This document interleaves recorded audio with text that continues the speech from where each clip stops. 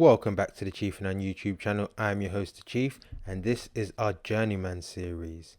So in this episode, we've not actually got a feature game. We've not got any games to play at all, but it's the end of the transfer window, so I thought I'd do a quick transfer update as there's been a couple of incoming transfers, and also we'll do a quick little dive into who are Veres-Rivne, so you guys can get to know the team a little bit more. So firstly, starting with the transfers.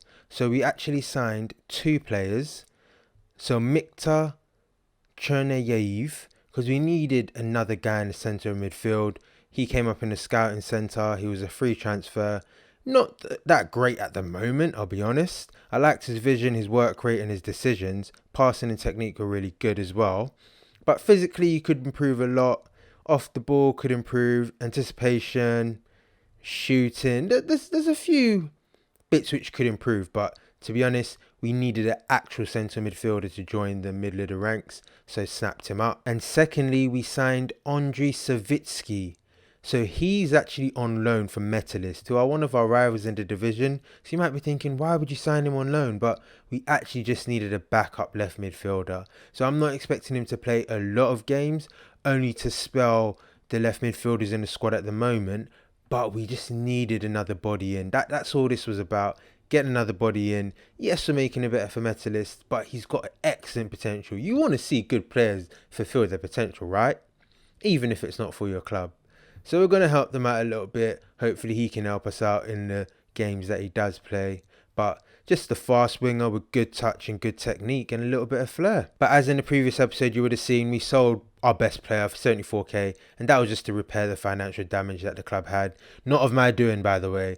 Whoever damaged the finances, fuck you. But I fixed them. We're all good now. But now onto the deep dive into Veres-Rivne. So Veres-Rivne, although it doesn't actually say anything here, I don't think the FM researchers did their work quite well here. They were founded in 1957 and they play in a place called Rivne, Ukraine. As you can see, we're predicted to finish 5th in the league. We're in the Ukrainian second league.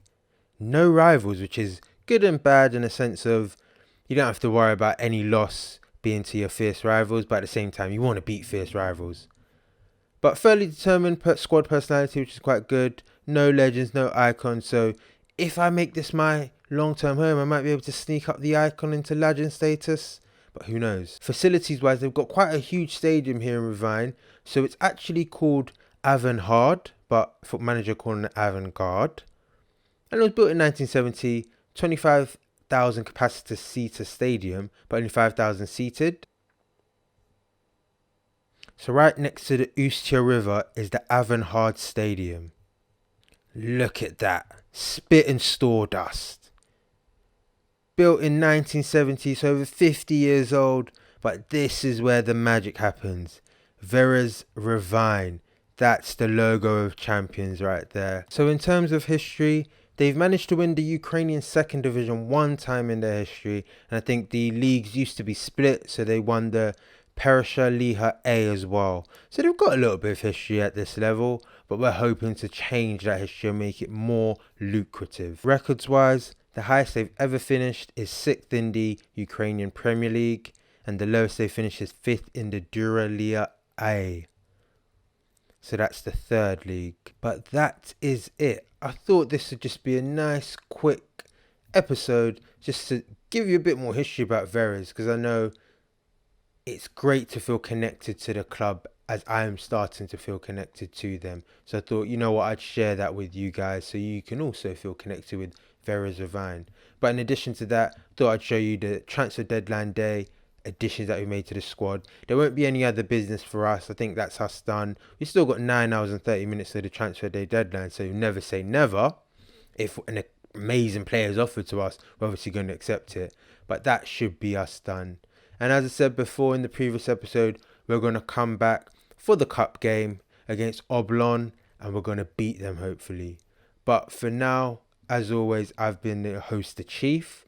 Remember to like, share and comment on the video. Subscribe to the channel. Keep it locked. Keep it Chief for none. Take care of yourselves, guys. Peace.